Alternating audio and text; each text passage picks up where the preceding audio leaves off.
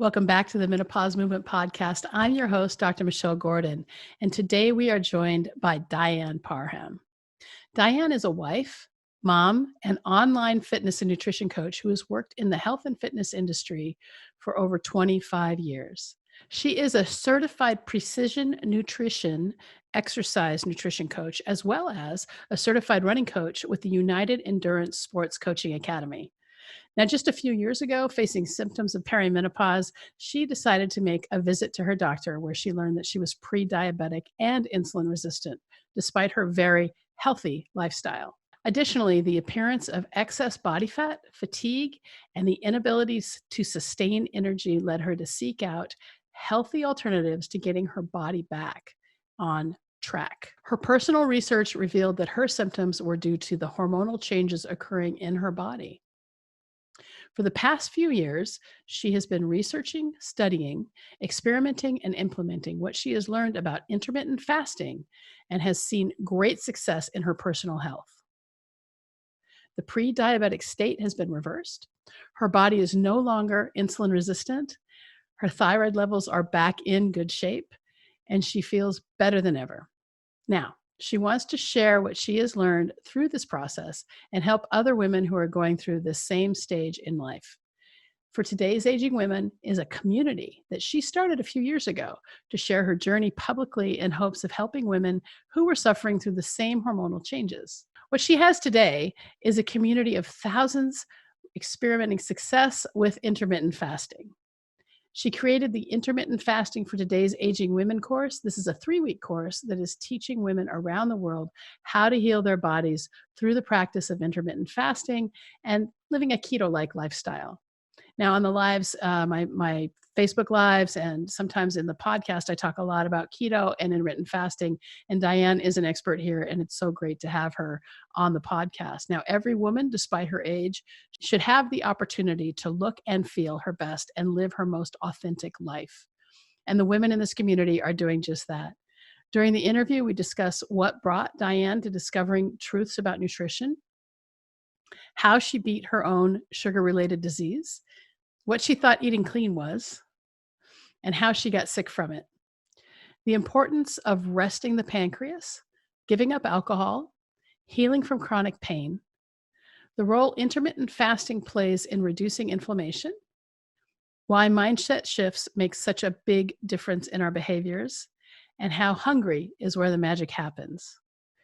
Now, at the end of the episode, make sure you visit drmichellegordon.com/podcasts. That's PODCASTS. Don't forget the S, where you can find the show notes, plus the links to the books and resources mentioned in the episode. And if you enjoy the episode, make sure you subscribe to the podcast so you're always the first to know when each episode is released. And thank you for all of the 5-star reviews on Apple and wherever you get your podcasts. We really appreciate those. Now, if you have any questions about the topics covered in this or any other podcast, I invite you to open a conversation with me on Instagram at Dr. Michelle Gordon. I promise I'll get back to you as soon as I can. Now, don't forget that we have the Menopause Movement membership available to you so that you can join a community of like-minded women and become your best self. Now, let's get on to the interview with Dy Ann. Thanks so much for being a part of the Menopause Movement.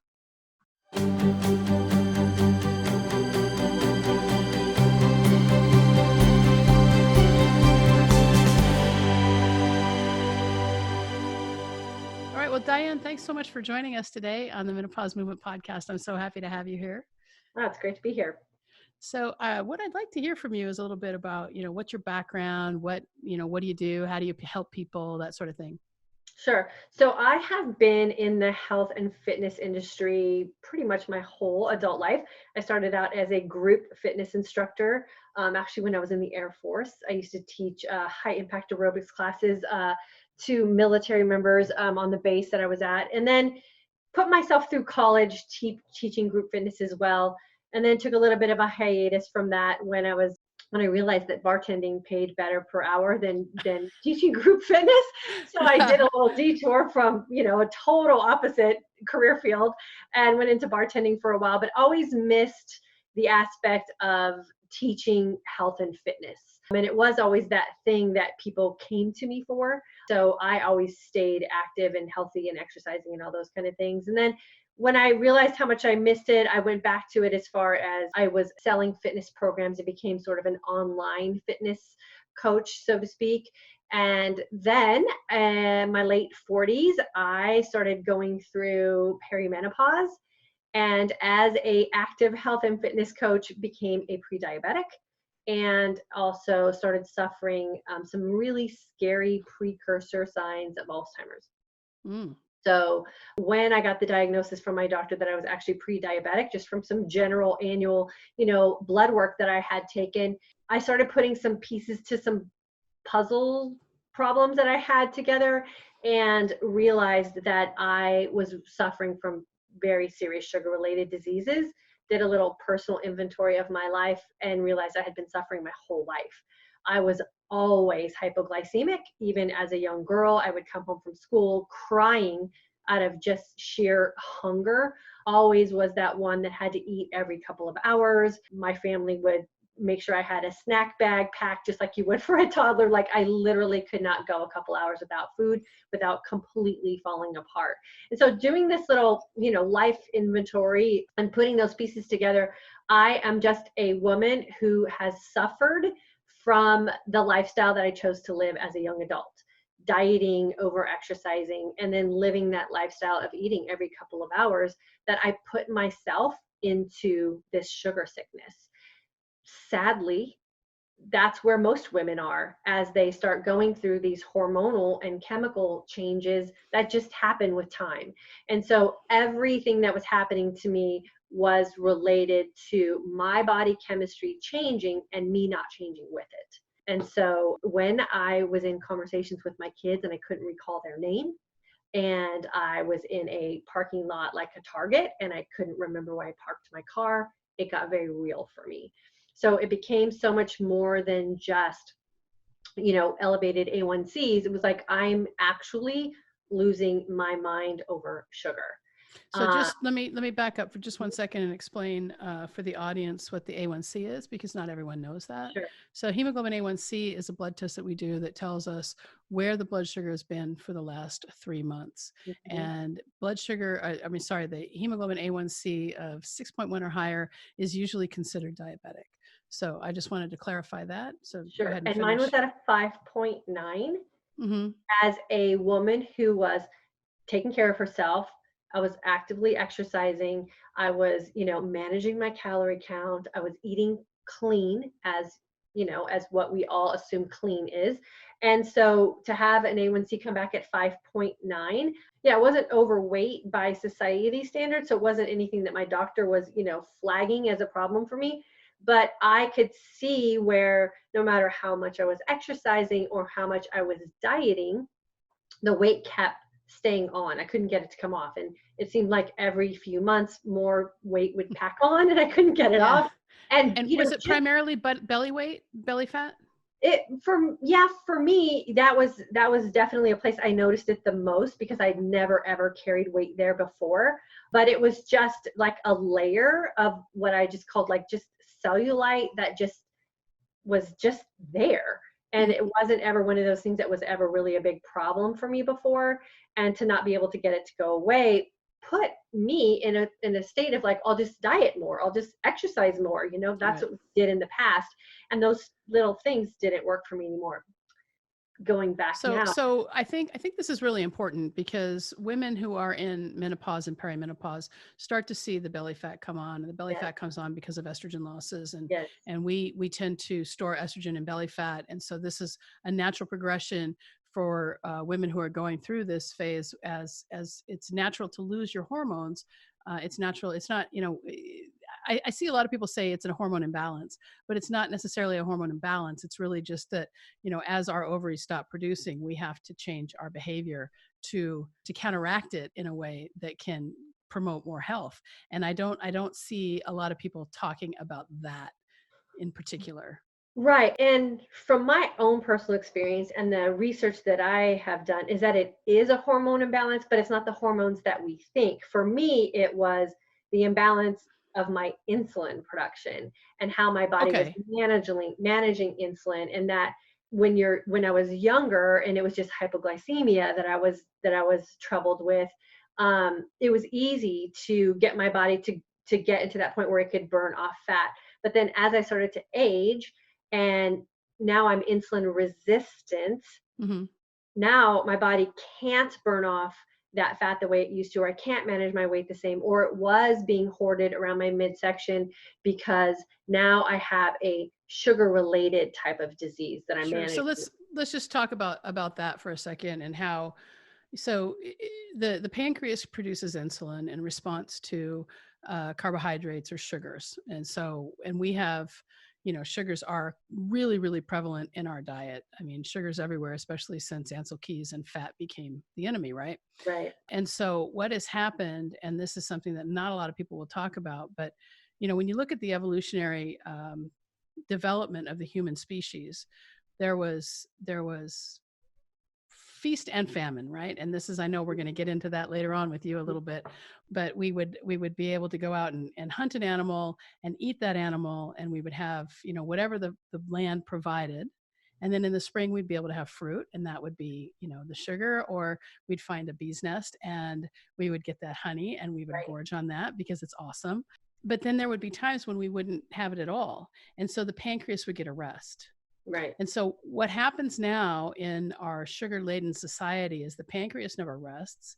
And you can see, and I've talked about this a lot on my Facebook Lives and in the podcast, that you can see a almost one-to-one correlation with the increase of diabetes in the US as we've decreased and demonized fat.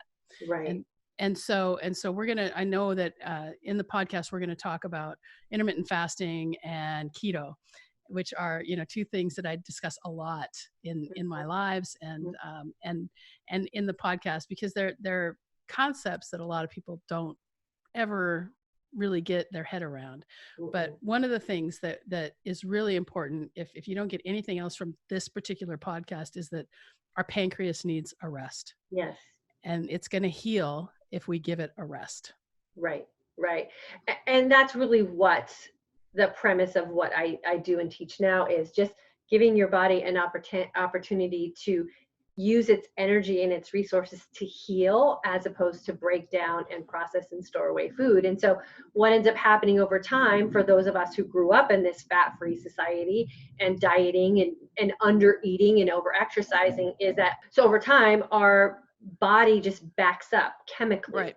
So it literally stops working the way it was designed to work. And we've put ourselves in that position because we've been eating every couple of hours, or because we were consuming the wrong macronutrients. And I'm not a big fan of following macronutrients, but because we were so afraid of fat and so over concerned about how many carbs we were eating, that we ended up just creating this cycle where, as our chemistry changes in our body with hormones, those hormones do become imbalanced because they're not working the way they were designed to work. So I mean, I think there's a lot of food that can disrupt hormones. I don't disagree with you there, but I also want to emphasize that menopause is not a state of hormone imbalance. Menopause is a natural state of hormone changes. Right. Yeah. Nature's designed our bodies to not produce certain hormones because they're no longer needed anymore. Right. But what we also need to understand is that hormones ebb and flow with one another. And so with those changes also means that other things are going to change as well. And it's just a thing that over time for us, especially us women, because our lifestyle does change. I'm not as active as I was in my 30s and my 40s. I don't have little kids to chase around. I'm a little bit more sedentary, and I have changes in my hormones, and all of these things just packed on top of each other, and I ended up sick. So I think the big thing to understand is, what do we do when we find ourselves in this position? And what I really try to teach women in this stage in life is that we have to be willing to change. We have to be willing to take the time to understand how our body is working and how that chemistry within us is affecting our future. And if we don't learn how to take care of ourselves, I'm guilty myself of following other people's plans for me without any regard to how my life is. And so when I got sick, I didn't know what to do. I was a health and fitness professional teaching other women how to take care of themselves, but I didn't even know how to take care of myself. And so I think that is one of the things for us aging women especially is that we do need to just take a pause and figure out what our own body needs. Well, that's really important, because when it comes to menopause, perimenopause, and all of the changes that happen, there is no one size fits all No. answer. And you may have the symptom of hot flashes primarily, or you may have weight gain or sleep disturbance, or you might have a whole host of all of them as your symptoms. And then, with those, then on top of that, we can have like this whole problem with relationships with yourself and with others, and Mhm. not feeling like we know who we are anymore. I mean, there's a lot of it's a very disruptive time in our lives. And the fact that there's not any one size fits all answer is that, what is working for Dy Ann and her students, may not actually be the answer for you. And that's okay. The Right. thing is to continue to do the research and learn, so that you can find the answer for yourself. Right. But you And, said, and one of the things I really try to reinforce in the community where I live is figure out food for you, right? Figure out a lifestyle for you, because I see people thrive in a paleo type nutritional environment. I sure. see people thriving in the carnivore type of world. I see people thriving in the plant-based world. And that doesn't mean that just because someone's thriving in an area nutritionally means that I will thrive there either. And I think this is where, again, as we're getting to this point of our life as women where we finally get some time and energy to take care of ourselves, we don't know what to do because we're so used to following other people and not really understanding what is best for us. So I always encourage experimenting with food and not putting yourself in a box that's so tight by rules that you find yourself failing all the time, or you feel guilty that you couldn't stick to something. And I think that's another one of those sticking points for us women, is that whole failure self-talk that we have, or negative self-talk, or that we're not good enough, or we're not smart enough, or we're not dedicated enough to follow something, when the reality is the things that we're choosing to follow aren't ours in the first place, Well, right? that's true. And it's so funny, because in my program, it's called the Minnow System, and we spend a lot of time talking about the bitch inside our head who tells us we suck. Mm-hmm. Because we do have that negative self-talk that we really have to either make friends with or shut up Right, in order to right, move forward in our lives. It's right. it's so important. Yeah, so I really like to lead with this saying, and that is make decisions that allow you to look and feel your best so you can live your most authentic life. And Yeah. what other people are doing shouldn't matter. I think it's always nice to experiment and definitely investigate and do your research. But at the end of the day, the decisions that you make should be for you, looking and feeling your best. And are you living your life most authentically? Because guess what? Life happens, right? Life happens. We're going to go on a vacation, or someone's going to get married, or you have to go to a wedding. And if you're living so tight in a box with these finite rules that you have to follow, or else you failed, then you can't live your life authentically.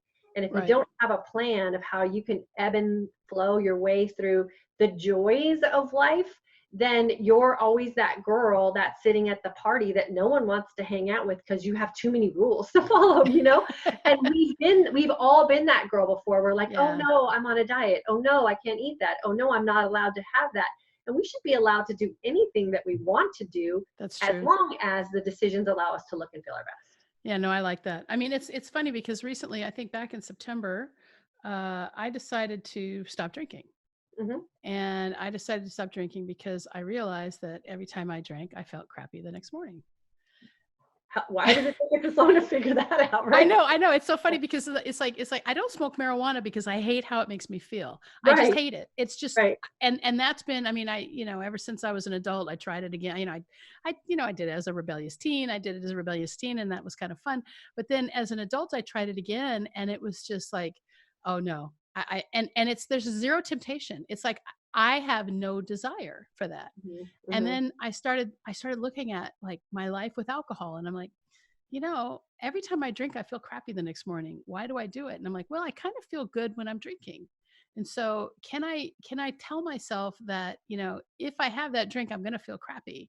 And it's really panned out for me. I mean, I feel a lot better Mhm. not drinking. And I mean, I'd love to say that I lost 50 pounds because I stopped drinking, but it's just not the case for me. I mean, I'm I'm just one of these people that puts on weight easy and comes off hard. Right. And So that's I just had my that own. same revelation in September, but magical September, I don't Isn't know. that funny? Yeah, but I asked myself the same questions, and I created a pros and cons list for alcohol in my life, because that was that one last thing that I had to Yeah, let go of, because there was no one that was going to tell me that alcohol was the thing, because that's been the most constant thing in my life, probably, sure. through the years. It's like, how can that be the thing that's holding me back? But I love working out and I love running. And what I noticed is that I wasn't showing up. I like to have what I call the athletic mentality when I'm working out, but I wasn't showing up feeling like an athlete. And the only thing that was keeping me from not showing up looking and feeling like an athlete was alcoholic. And so I had to ask myself, like, if I was running a marathon on Saturday, would I have a cocktail on Friday night? No. Right. Well, every morning should be an opportunity for me to run a marathon. And why would I ever cheat myself out of that? And so I did the same thing and have given up alcohol. And I could tell you, it's been a life changer for me. I instantly lost body fat. I instantly lost weight, which I now correlate to inflammation, not so much weight, but just that inflammation my body was holding on to, because it was constantly like trying to adjust to this, what is now poison to me, because I don't care how you slice it or dice it, alcohol, there's no like real health There's benefit. no, there's no way to look at it. It is a poison. And the Right. only reason it's not labeled as such is because of corporate profit. Right. And I had to ask myself the question, is it, like you realize as well, is if I'm doing something that makes me feel so bad and I continue to keep doing it, then do I have to ask myself that hard question? Am I an alcoholic? Now Hmm. I don't have a DUI. I'm not, my marriage isn't ruined. My kids are all okay. Like there's no like big life things that I could point to that, but it was putting me in a position where I wasn't showing up looking and feeling my best, yet I Right. did anyway. So then when I looked at it like that, I'm like, okay, well, maybe I have a problem and I need to take a full step back, because I also know that I'm an all in or all out kind of person. And so I had to go all out. And so it's been 4 months now. I've been on vacation without alcohol, Hmm. had a great time without alcohol. And so I realized, okay, it was just a thing I did and there was no purpose. And Yeah, so I think it's really, there's a lot of pressure socially. There's yes. a lot of pressure socially because, and it's every time you watch a movie, right?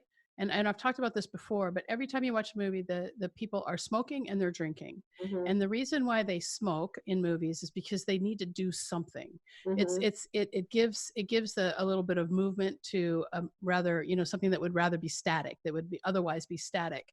And so the smoking that you see you see all sorts of people who never smoke in, Netflix shows or in movies. And they do that because it gives a something to look at. And once you understand that, it helps to, that can help to remove any sort of, now obviously you're an athlete, you don't think about smoking, but there's a lot of people out there who still smoke. Philip Morris is still a stock that is going up. Hmm. And so, there is no health benefit to smoking. And the same thing with alcohol. Every time there's a stress moment in any sort of movie or TV show, there's a drink being poured. Right. And I think that's the thing, it's a societal thing. Yeah. And it's so socially accepted that we just think it's the norm. And I always say every person or every woman has to come to this realization herself. So by no means should this conversation ever be viewed as alcohol shaming or any of those kind of things, because No, I've been in that position. I'm sure you have too, where it's like people, like the peer pressure of saying no to a cocktail is intense. it can And be. Yeah. yeah, and you have to understand your why for the decision that you're making, so that you don't feel shamed into drinking when you don't want to. And so I'm always super respectful of people's choices. And it's that thing. Well, it's like you will get to a point where you'll have to ask yourself, why are you still doing this if you aren't looking and feeling your best? Because that's the ultimate thing. We want to show up as women looking and feeling our best. We want to hold our Yeah. head up high. We want to walk into a room confidently. We want to be ready when life's opportunities present themselves. And you can't do that if you're still doing things that are holding you in that place where you don't show up for yourself in the best way. And so it took me a long time to figure that out. And I've been practicing the lifestyle that I have, reversing my diabetes and reversing all the signs and symptoms of Alzheimer's, and I was still drinking. Yeah. you know? Well, And I think that's really interesting. I mean, the reason I quit alcohol was, number one, it made me feel bad. And number two, it was really holding me back spiritually. I have a pretty deep yes. spiritual practice. Hmm. And I realized that my meditations weren't as deep and I wasn't able to access, source energy as readily when I had a drink the day before. And I was like, well, what's more important to me? Do I want to be, in a spiritual life, or do I want to drink? And it was really kind of a no-brainer at that point. Yeah, yeah.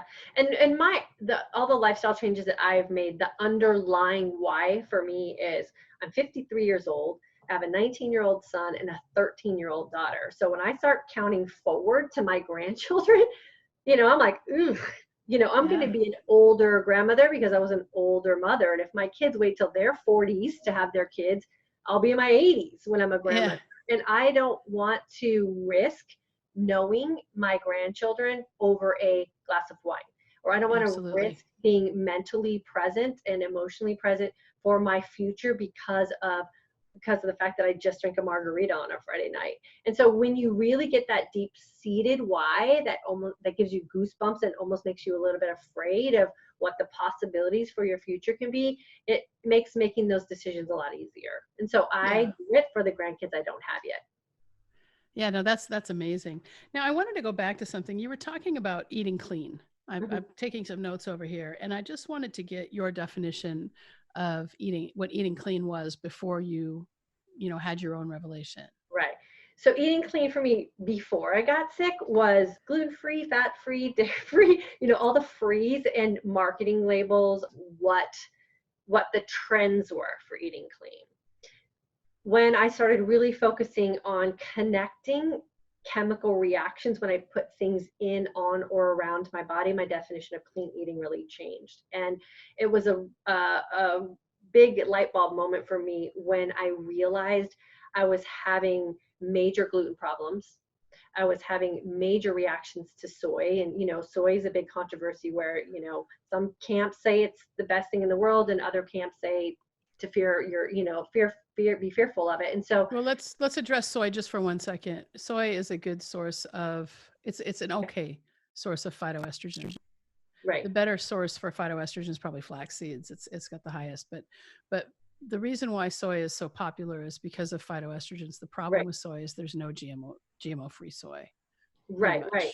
And so where I was really, I did a test, I was soy free. And there was still this lingering feeling I had of feeling sick. And I had a pain that started like up here behind my eye, would shoot down the side of my face into my neck. And I thought for sure I had like cancer or something, like the pain was so intense. And I had Mm. a pain and like a little bulb in my neck, and I had MRIs done and I mean, you name it. I was like, I know I'm dying of something. And then I was soy free and I still had that pain. And so I said, okay, I'm not putting anything in my mouth until I read every ingredient label of everything, and I'm gonna scour my house for toxins. 15 times in one day I was exposed to soy when I was proactively soy free. Wow. And I made the connection with soybean oil and soy lecithin Yeah. as a filler in foods was the thing that was causing that pain that was shooting down the side of my neck and in my head. I seriously thought I had a brain tumor. And as soon as I eliminated all soy candles, so I got rid of air fresheners, all the things around my life. I got rid of all the things in my makeup, all the things in my, skincare products, and all the things that were in my food, and the pain went away. Wow, that's And amazing. That's really neat. yeah, and so, So you essentially had chronic pain. yes, So you healed yourself from chronic pain yes. by removing soy. Right. And soy Um, is that thing that is in all the quote unquote clean foods that are marketed, right? So my right. gluten-free, dairy-free waffles had soy lecithin in them. My turkey bacon had soy lecithin in it. Cough drops, soy lecithin, gum, soy lecithin. Yeah. I mean, you name it. Cooking spray, soy lecithin. So you have to look for it and then proactively eliminate it. 15 times in a day exposed to soy, that's scary if you have that sort of intolerance to it, Yeah. and then when you can make that connection and eliminate it, now you can, you can make decisions about other things and how they're making you feel as well. So I do really teach to women that when you're in a state of feasting, be conscious. How do you feel? The way I made the connection was I had a piece of turkey bacon. I had about this big of a piece and I ate it and instantly felt that sensation. And I looked at the Sure. package and went, ugh. So it's really important to be mindful of how things make you feel. And one of the things that we're never taught, in America, in our package, fast food society, is to actually pay attention to how we feel after we eat something. We're not taught to, in France, they're taught to eat mindfully, and Hmm. meals are a big deal, and it's not uncommon to go to dinner in France and have a 3-hour meal, and Right. it's just slow, because it's an event. But in America, it's McDonald's and all this stuff, and we're not taught to really be mindful or pay attention to how certain foods make us feel. And so the challenge then would be to, just take a day and just really journal, eat like you regularly eat, but Mhm. just pay attention to how these things make you feel, because oftentimes you'll find that there's a lot of things that make you feel crappy. Yeah, and you can't. So where these feelings really became so surface level and apparent to me was when I started practicing intermittent fasting. And when you put your body in a completely empty state for a long enough period of time for it to empty itself out, and then you introduce certain foods, the reaction's instant. When you're feasting or you're feeding yourself all day, or what I like to call numbing or preoccupying yourself with food and drink, you feel bad all the time. You don't even know what good feels like. So when you can feel good in a fasted state, and then you choose to put something in your body in a feasted state, if you do something that your body doesn't like, it tells you instantly. Then all you need to do is pay attention to what it is you're doing and then make conscious choices about sometimes I Sure. say it's worth it to have a gluten reaction if it was something special and you know how to get yourself out of it and you don't beat yourself up over the decision. Yeah. And then there's times where you just can't afford to do it. But knowing the things that make you feel that way and connecting your conscious choices to that feeling is life changing, because then Yeah. that puts you in the driver's seat. And I think as a society, we have been trained to use food as the thing to entertain us, self-soothe us, end Hmm. a stressful day, ease loneliness. You name it. We're trained to use it in all the ways that it's not intended to be used. Food is used to nourish our bodies. That's the way it's supposed to be used. That's what it's for. But we use it for all the emotional reasons and not any of the life sustaining reasons. And I think when we free ourselves of that mindset and we heal ourselves emotionally and mentally, then we can introduce food into our life in the way in which it was intended. Yeah, that's really deep though. I mean, I think, you just touched on something really superficially, but that can be very deep Yeah. because, you know, how did our parents reward us for good behavior?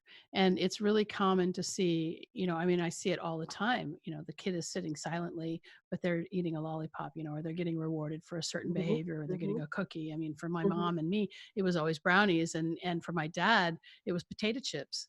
And so it's like these are the things that when I eat them, I always think of that parent, right? Right. Potato chips or my dad, brownies or my mom, and our parents, the way we're raised, and especially I think, and we're Americans, we can talk about America. That the podcast goes worldwide, and so depending on how you were raised, food is this big reward. And what we have to do is change our mindset, change the beliefs that we have around food to make it not something that we reward ourselves with. Oh, I did that long workout, or I did that long run, and so now I can have pizza.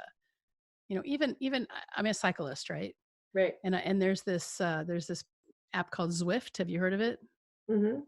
So, and Zwift measures your workouts in pizza slices. And Hmm. I find that so kind of abhorrent, because like pizza is not food, Right. Right. you know? Well, and I really do try to teach, because we have also this obsession about working out, right? And how it's punishment and everybody dreads a workout and workouts a the bad thing. When I really teach that we need to move our bodies for tomorrow and don't punish ourselves because of yesterday, right? And so Yeah. if we fix our mindset around food, like I love working out because of what it's going to allow me to do tomorrow and the next day. And I do want to be that active mother to my adult children and their spouse and their kids. And I do want to be the active, healthy grandmother. And I do like my physique to look a certain way. And I want to be able to carry in my groceries or move a couch and live my life physically. And if I'm always working out or moving my body to make up for something I did in the past, I'll never be happy in my present. So I work out, or I teach women to have the mindset about moving your body as something that you're rewarding yourself for the possibilities to come. Yeah, Right? that's really good because, it took me a long time. I've been training. I work with a triathlete coach, and probably I've been working with him for 4 or 5 years, and I wasn't an athlete before. I was pretty sedentary, and it took me probably 3 years to start thinking like, Mm-hmm. okay, I'm an athlete. Mm-hmm. And then I was like a fat adapted athlete, right? Right. And then it was like, okay, so why am I doing this training now? I'm doing this training now because I want to be able to do something in the future. And the training isn't about like working, like you just said, working off a pizza or working off the croissant I just ate. It's more about, what can I do? How can I challenge this body that I have now to do Right. things? And even though I had had some injuries, I mean, I had a pretty bad hip bursitis for the whole year of 2019. I can still do more with this body at this age. I'm 55 years old than I was able to do in my 20s because Right. I never tried. Right. I was afraid of Right. everything back then. Right, right, right. Well, and I'm the same way as a runner. Like I lived in the chiropractor's office in my 30s and my 40s as a runner, and I don't have those pains today. And a lot of that is associated with the fact that I don't have the inflammation that I used to have in my Yeah, body. so let's talk about that for a second because when I talked to you about eating clean, you said you were fat-free, dairy-free, gluten-free, right? Those were the main threes. Hmm. And what's happening when you remove fat from your body, this is just, Hmm. for the information of the audience, is that we need fat. We need Right, fat to build our hormones. And so if you're in a disrupted hormone state because of eating vegetable oil, say like soybean oil or cottonseed oil or anything that things are fried in, right? Those things are going to disrupt your hormones already, and they're going to work on your telomeres, which are the little bits hmm, at the top of your DNA, and it's going to cause inflammation. I mean, inflammation is caused primarily by the food that we eat. So then if you're in that state and then you're deciding that you're not going to eat any fat, then your hormones aren't going to have the substrate that they need to build, and then they're going to go wacko and you're going to just have more inflammation, and that's why you had thyroid problems and insulin problems and right. whatever else. And so it's the fat-free lifestyle is not appropriate.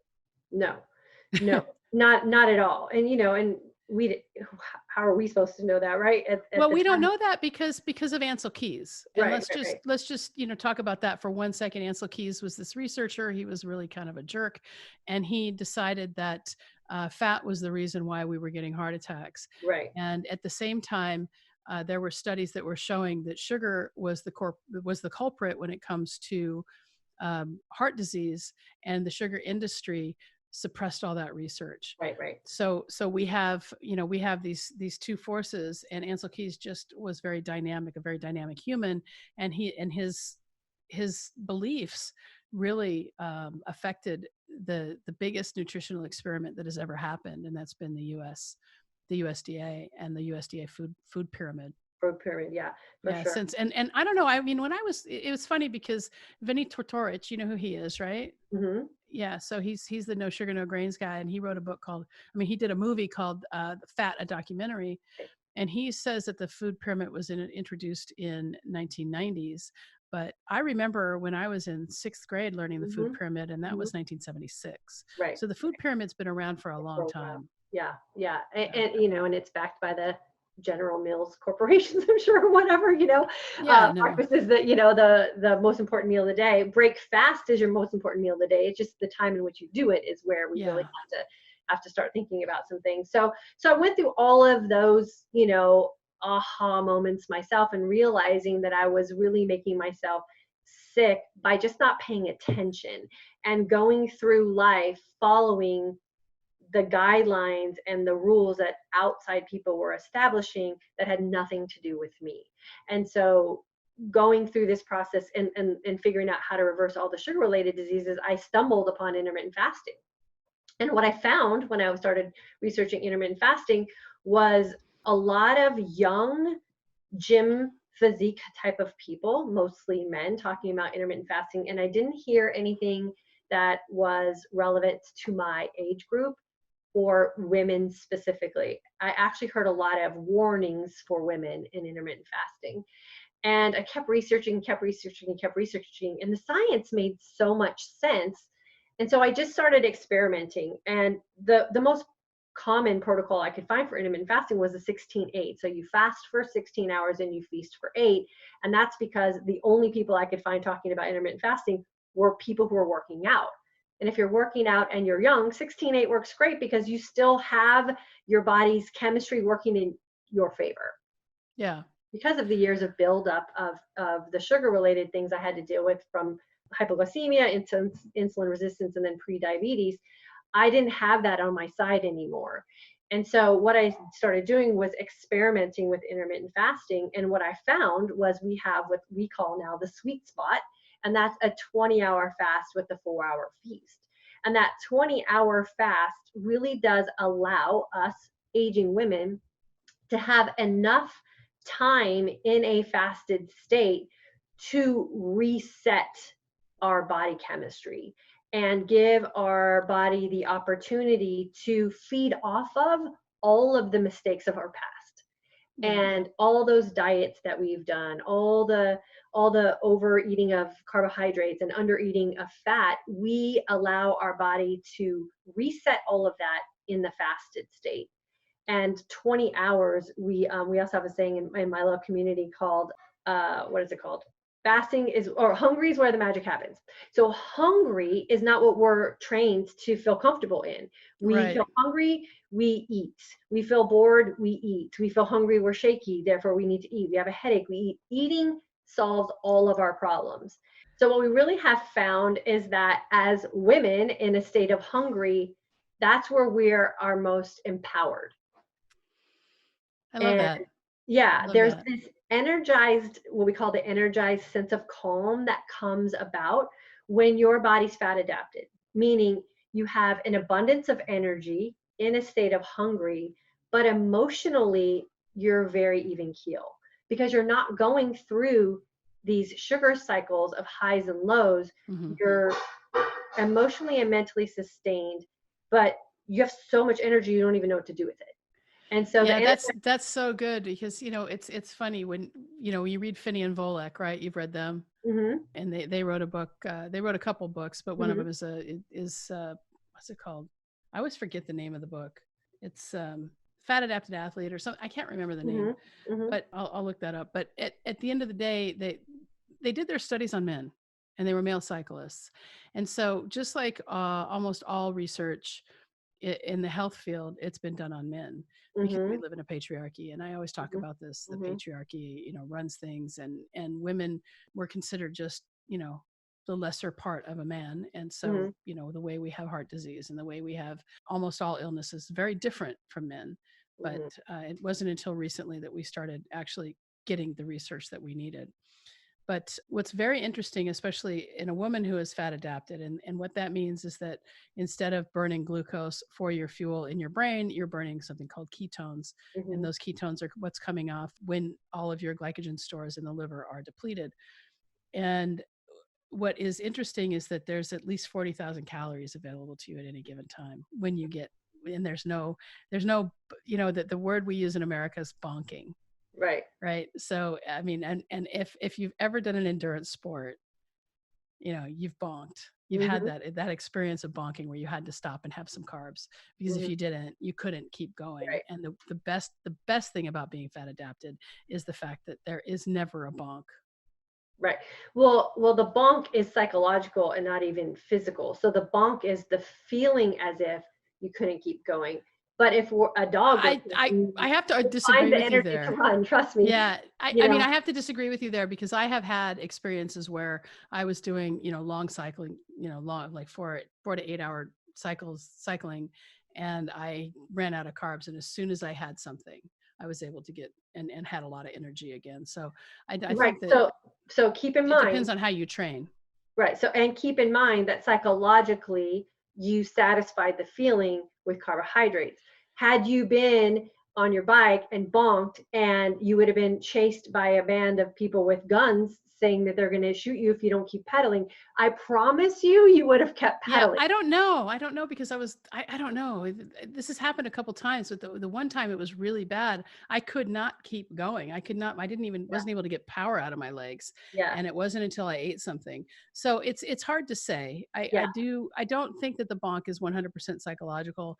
I think that there's a lot of physiology behind it. And I think it's been researched, but I'm not an exercise physiologist. So, Yeah. we Yeah. have to probably agree to disagree there, Yeah. but Well, oftentimes what happens is, with lack of experience and out of sheer fear, we eat, and we don't realize that that feeling of hunger or that feeling of panic that we need to eat is an addiction to sugar. And sugar detoxing, or the addiction to feed ourselves constantly, is as serious as any other kind of addiction. And we have to psychologically prove to ourselves we're not going to die if we go more than 2 hours without food. And so that's really where the intermittent fasting for today's aging woman course and community has really thrived, is that we have these women going through this course together, and they realize, like, oh my gosh, I can go more than 4 or 5 hours without eating. I can go 20 hours without eating. Some of them go yeah. 20 plus hours without eating, because you just have to get over the uncomfortable. You have to Yeah, get over there that is new. a place where if you don't pay attention to what's happening as you're especially like we do something called the Dr. G sugar cleanse in the Minnow system where people are going when they go through that and we talk about like how are you rewarding yourself and Mhm, what is causing you to have this sugar addiction. So mhm, it sounds like we teach a lot of the same types of mhm, things. mhm. And You you have know, to deplete that you have to deplete that chemical need for sugar. oh for And sure, yeah. any, I mean, any detox you do, if you try to give up coffee or you do a juice cleanse or whatever, that second or third day is torture. But if you can get over that hump of the second or third day, that's when you start experiencing the energized sense of calm, and you feel like you could fast forever. And so it's that, making that psychological and mindset connection to what you were doing wasn't working for you anyway.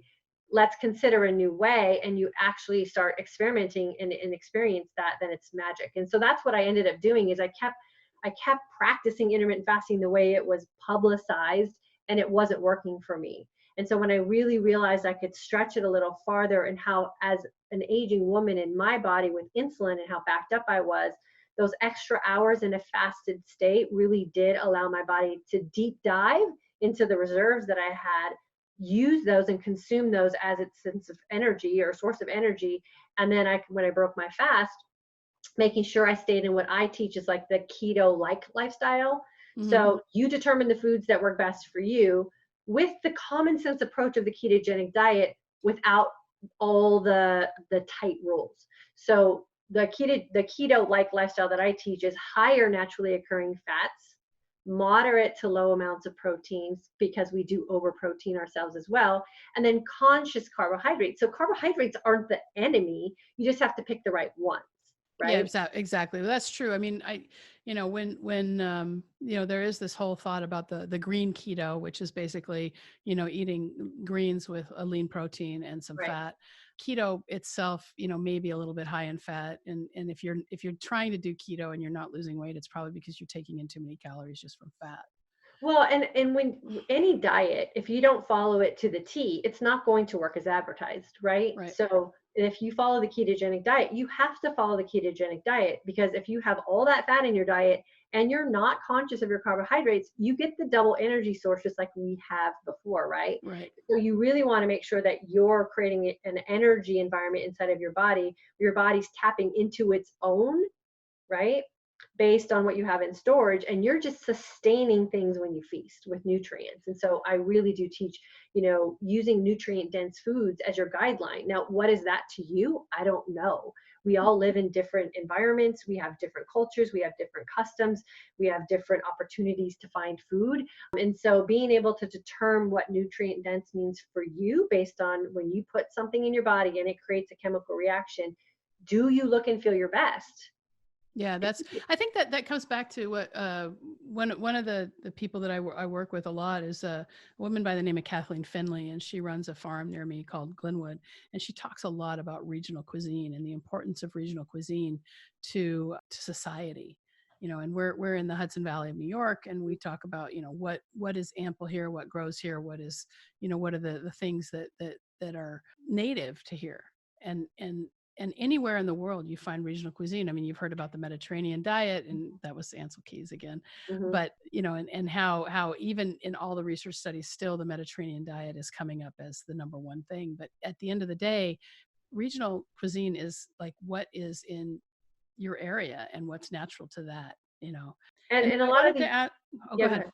I would say a lot of diets, they don't account for you and how you were raised, and what your family customs are, and what it is that you have in your everyday routine. And I think when we have to, I call it like the clean sweep of the shelf, when we have to do that in our life to accommodate a short-term fix for something, that's where we get into trouble. So figuring out what makes you happy, what your family practices as their own culture, what celebrations, or how it is that you really thrive when you're in that everyday world.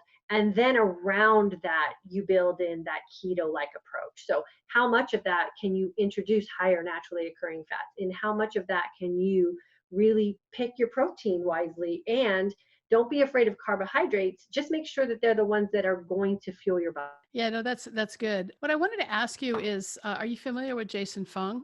Yes. So is that how, so Jason Fung wrote a book called The Obesity Code, Mm-hmm. and we'll hook that up in the show notes. I think that's a really good resource for anyone who wants to learn about intermittent fasting. He's a nephrologist, I think. Yes, he is. And he ended Yeah. up being the one who probably influenced me the most, because it was the extremes, right? So I found the young gym people, and then I found him, and his focus was more on like the 70 plus age group. And I'm like, okay, we've got to find somewhere in the middle. And Yeah. so, taking those two sides of intermittent fasting and melding them together was really what came up of intermittent fasting for today's aging woman, was the mentality and the philosophy behind helping elderly people heal their body. I'm like, okay, well, if we can do that there, and we see these young people doing it from the physique aspect, well, what if we meet that in the middle and we can get the best of both worlds? And that's I think that's really good. And we're seeing more and more research on fasting coming out, because it's such a trend right now. And one of the things that I've seen in the scholarly articles is that a 3-day fast, so if all you have is water for 3 days, that can completely reset your immune system. Yeah. But it's really hard. And I did about a year ago, I did a 7-day fast. So the first 3 days was water. And then the second 2 days was just some like green smoothies without any apple or anything in them. And after about the 4th or 5th day, I really got sad because I wasn't eating. And so I emotionally was like, wow, this is really awful. So I started having salad at night, and I went 7 days, and I wanted to, because I'm a surgeon. And one of the things we do as surgeons is we have to fast our patients. Right. Because somebody has a belly, problem, diverticulitis or something. And so we have to give them a break. And I wanted to know what that was like, physically and emotionally. And I lost 10 pounds. Yeah. And I just did not feel good. Yeah. Yeah. Well, first 3 days I felt good, but it was after that, it was hard. And I teach that as well. So I have a second course called Midlife Mindset Shift, and we talk more about longer fasting or deeper fasting. in that course as outside of intermittent style fasting. And I do believe that those kind of fasts are personality based more than anything. I'm not a thriver in a long extended fast. I do fat adapted fasting. So if I do anything for more than an intermittent level, I always add fat into that, and that helps me get through. But I always say that I save those type of things in my hip pocket in case of an emergency. So So if can I you were, explain a little bit about what you do with your fat when you say it's fat adapted? What do? You eat almonds or? yeah, so I fast, and then when I get punchy or feel edgy, I just add a little fat into my day. So I'll have like a half of an avocado or a handful of macadamia nuts, and it takes the edge off and then Mhm. continues you through the fast. And so I monitor blood glucose and ketones during that time too. And what I found is that I thrive better there than I do if I just do water fasting. There are people, again, it's like the carnivore diet, the paleo diet, whatever. Oh, sure. People Yeah. thrive in extended water fast. That's not me. And so you have to find where you thrive and then figure out what the end result you want out of it. So for me, it's just having an opportunity to rest my body, and putting in a little bit of fat in it gives it that opportunity. I come out the other side feeling fantastic, and it works. And then finding if multiple day water fasting is where you are your best. I know people who run on their 5th day of a water fast. I think you go do your thing. It's not my thing. Yeah, Um, I find that when I actually have, in order to get into a 3-day water fast, I have to be in the right mindset. right. Because the first day is really hard and the second day is kind of hard. The third day is a lot better. And after Yeah, the third day, it's not so bad. yeah. But, 3 to 5 days of water only, and I exercise hard at the same time. And Hmm. so what I find is that number one, when I exercise fasted, I'm get into ketosis faster. Right. All right. And so what ketosis is, just for the audience, is when your body's burning ketones instead of glucose, and when you can check your blood ketones through a Hmm. finger stick, and along with your glucose. So what I notice is when I'm fasting or when I'm fat adapted, my blood glucose stays right at 90, and my ketones are between 1.2 and 7, Right. Right. Yeah. depending on how much I exercise. Yeah. So when I'm testing glucose and ketones, I monitor the index or the ratio of the two numbers together, and I don't base my success or failure on the independent number. And that's helped a lot too. Oh, that's good. Yeah, Mhm. that's a good way to do it. Yeah. So, in terms of resources, so we've talked about Jason Fung, we talked about Finian Volek. Are there any other resources that were instrumental in you in helping create your I would say lifestyle? Dr. Fung was the most, just because I loved his personality and approach to it. And I do feel like intermittent fasting should be a lifestyle. I don't think it's a quick fix. I don't think it should be that thing that you take flippantly. I think you need to understand the body chemistry. I think you need to understand your emotional and mental state.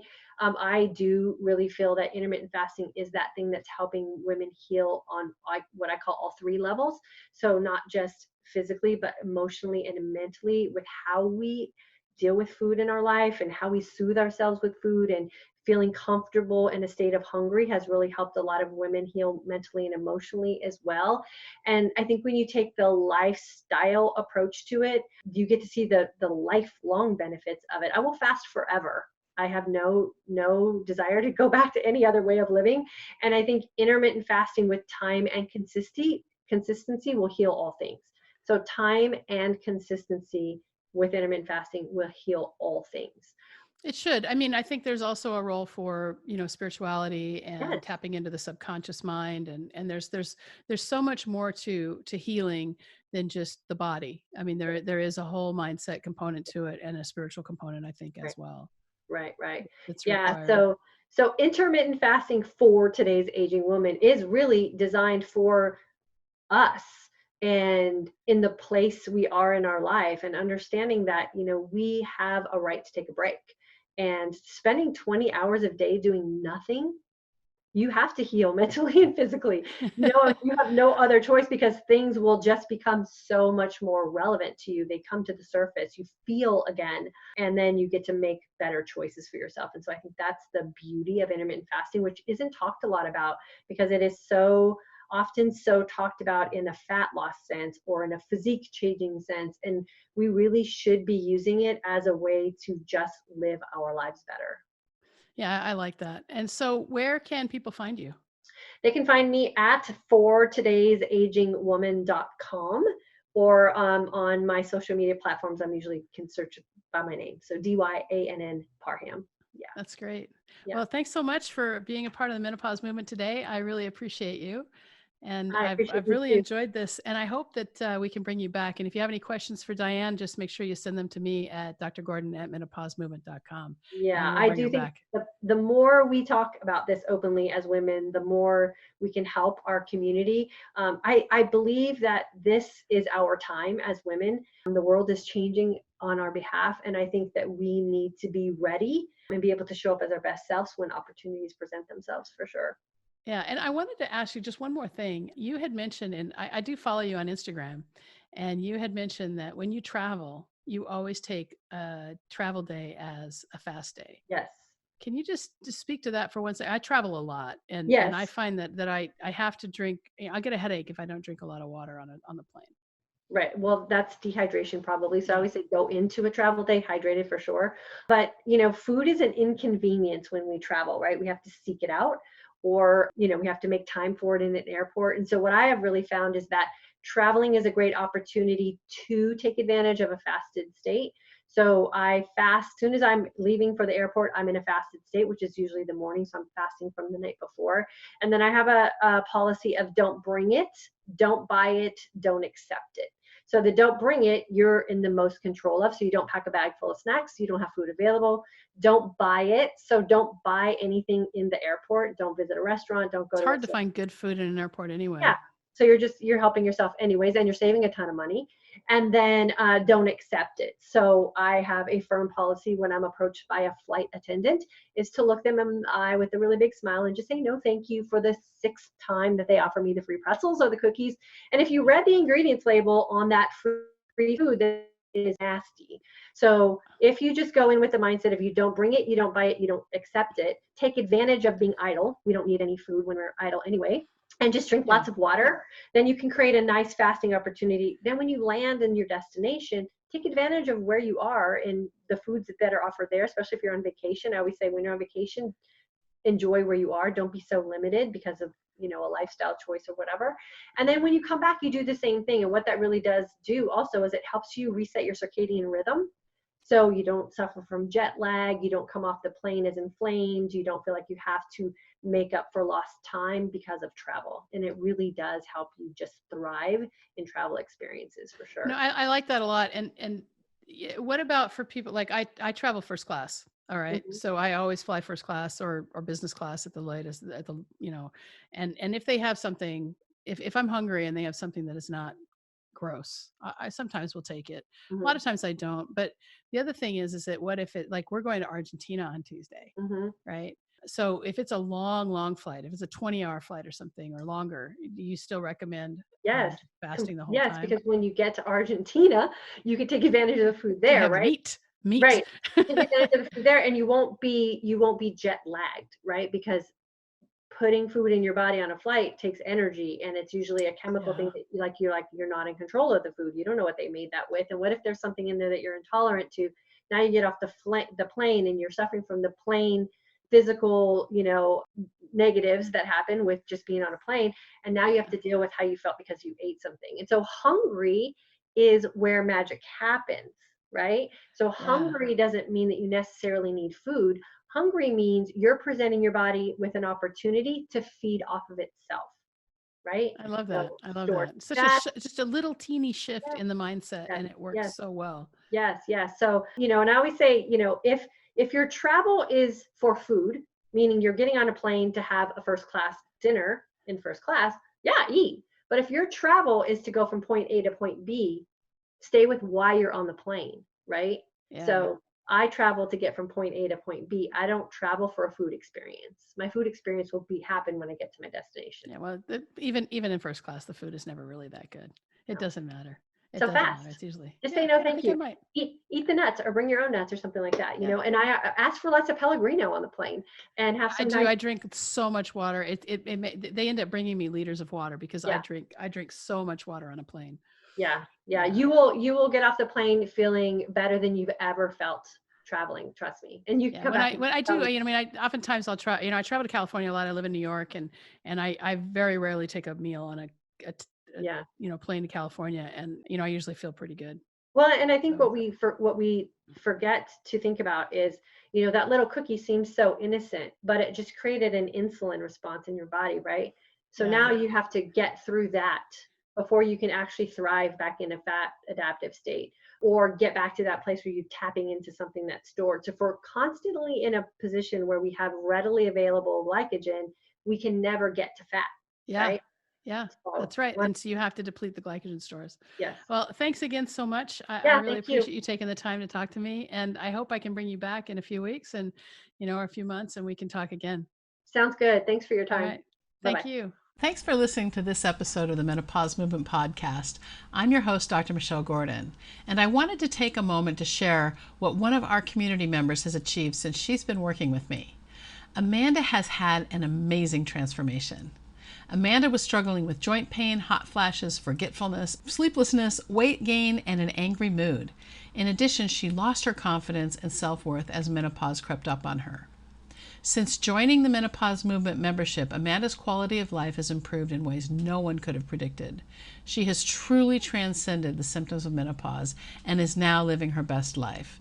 This is what I want for everyone in the community. Take a listen to Amanda's story. I just want to show you what's possible when you join the community and do the work. Transcendence is available for you, too. Now here's Amanda.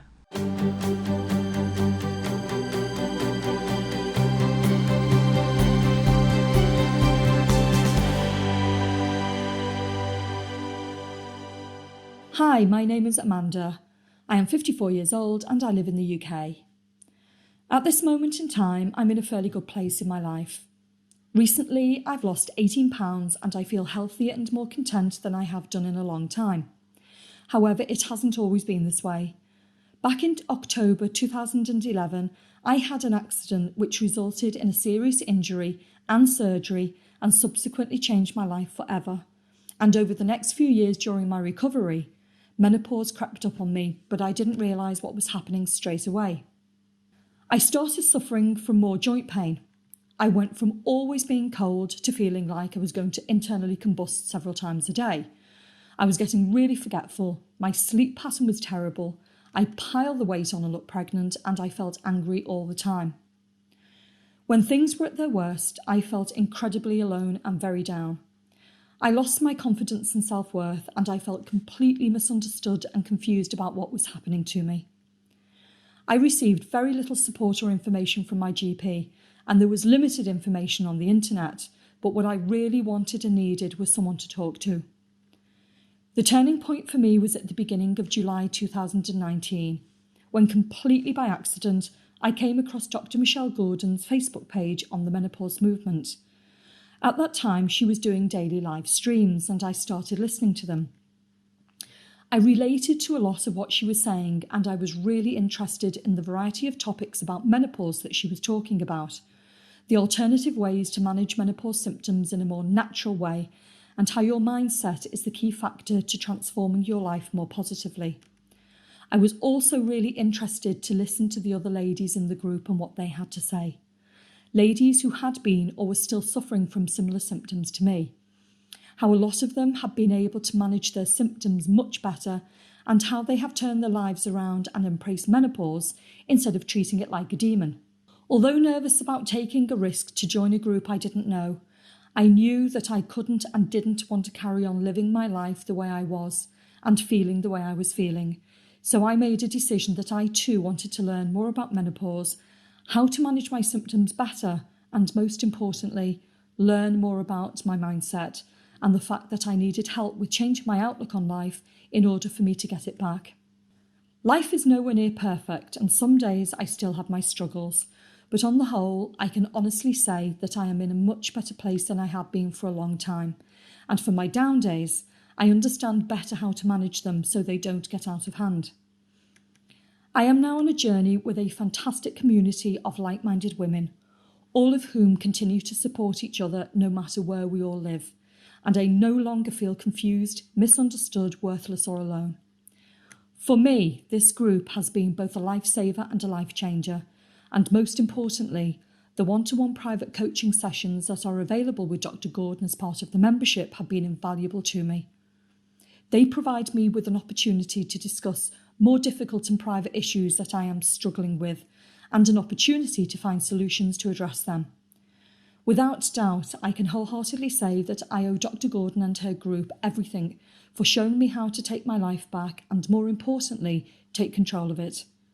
Joining her membership has been the best thing that I have ever done. However, this course is not for everyone.